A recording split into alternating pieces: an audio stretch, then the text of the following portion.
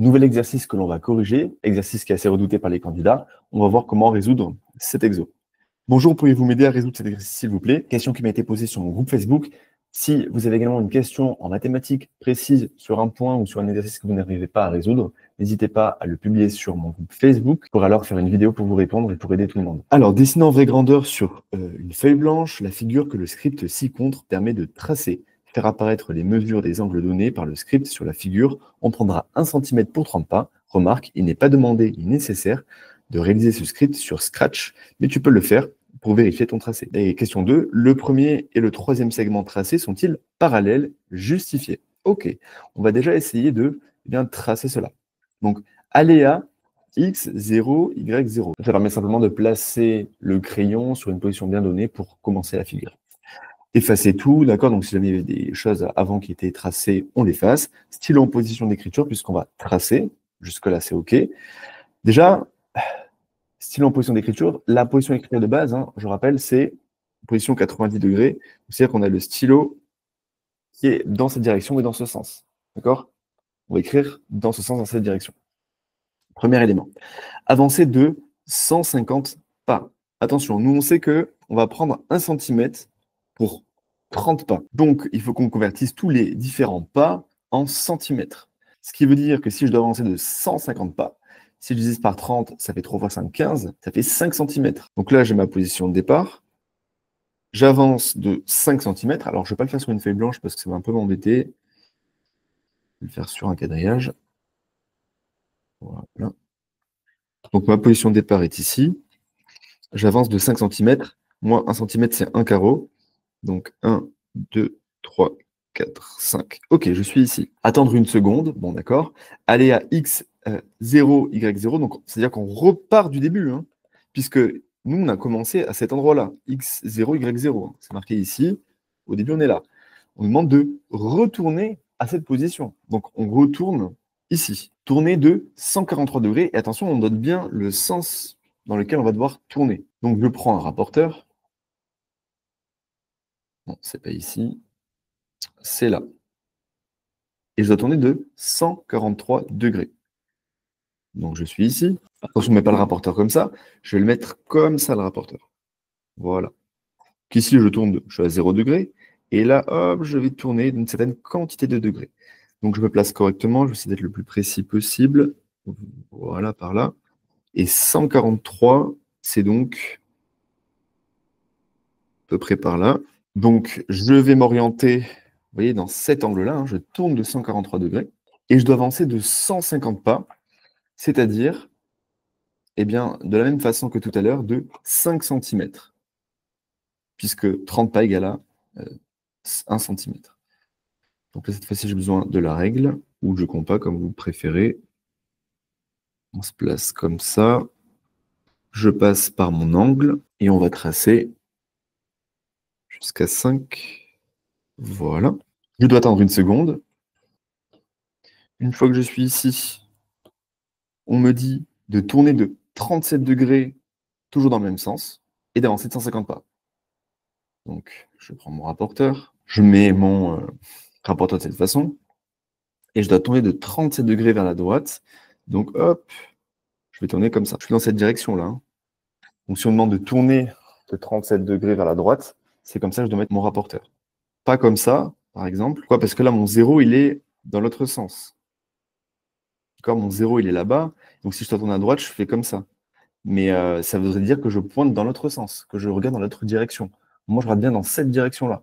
Et le problème, c'est que le 0, il est là, et en tournant comme ça, on va tourner non pas vers la droite, mais vers la gauche. Et c'est là où il y a beaucoup d'erreurs sur les angles. Il faut que je me mette dans la bonne position. Ici, je suis bien, qui me permet de tourner 37 degrés, comme ça, vers la droite. Donc, 37 degrés, c'est à peu près ici. Et ensuite, on me demande d'avancer de, attention, de 150 pas à nouveau. Donc, pareil, de 5 cm. Donc, 1, 2, 3, 4, 5. Ok, je pense que j'ai un tout petit peu d'imprécision, mais que normalement devrait être comme cela. Donc voilà ma figure ainsi tracée. Le premier et le troisième segment tracé sont-ils parallèles? Donc j'imagine celui-ci et celui-ci. Alors, pour répondre à cette question, il faut qu'on réponde correctement à la 1, c'est-à-dire faire apparaître les mesures des angles donnés par le script sur la figure. Donc, ici, on sait qu'on a à 143 degrés, à cet endroit, alors je vais le faire en pointillé. Hein, quand on a tourné, on sait que à cet endroit, hop, ici, on a 37 degrés. OK? On met bien des degrés. Degrés, voilà. Alors là, regardez ce qu'on va faire. Ce qu'on va faire, c'est qu'on va prolonger les droites. Là, ce qui est un petit peu dur, c'est qu'on n'a pas de codage, donc ça nous crée un certain codage. Donc on va nommer ces différentes droites. Là, ça va être A, B. Ici, on va avoir C, D, E et F. Ça va nous permettre de nommer nos droites. Donc, on code la figure en nommant les différentes droites issues des segments tracés. D'accord? Donc on va en fait prolonger les segments. Donc, le segment de base, c'est celui-ci, celui-ci, celui-ci. OK? Ensuite, on va appeler ici, on va appeler le point E, ici le point F.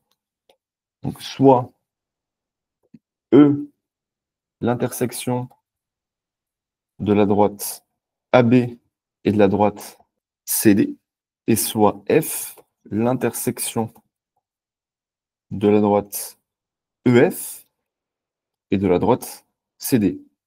On fait ça. Donc maintenant, qu'est-ce qu'on va dire? Maintenant qu'on a codé, on va pouvoir correctement travailler en géométrie plane. Ce qu'on peut dire, c'est que puisque un angle plat mesure 180 degrés, on sait qu'en fait, ce petit angle-là, c'est donc 180 l'angle plat moins ce qui est pris ici par l'angle EFC. D'accord? Donc on peut dire que CFF, l'angle CFF, c'est égal à 180 moins EFC. Donc notre angle, ça fait 180 moins 37, et ça fait donc 143. Ici, on a 143, je vais le faire en rouge volontairement, degrés. OK. Donc on sait que l'angle CFF est égal à 143 degrés. On écrit maintenant que l'angle CFF et l'angle CEB sont correspondants. D'accord? Donc ça, c'est une définition des angles correspondants. La droite AB et la droite EF sont coupées par une même séquente, la séquente CD. On disait que l'angle CFF et l'angle CEB sont correspondants, et en plus d'être correspondants, ils sont égaux.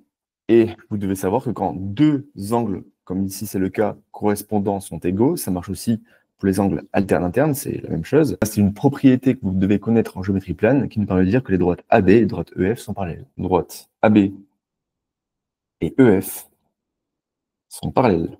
Donc voilà pour la démonstration. Je reprends.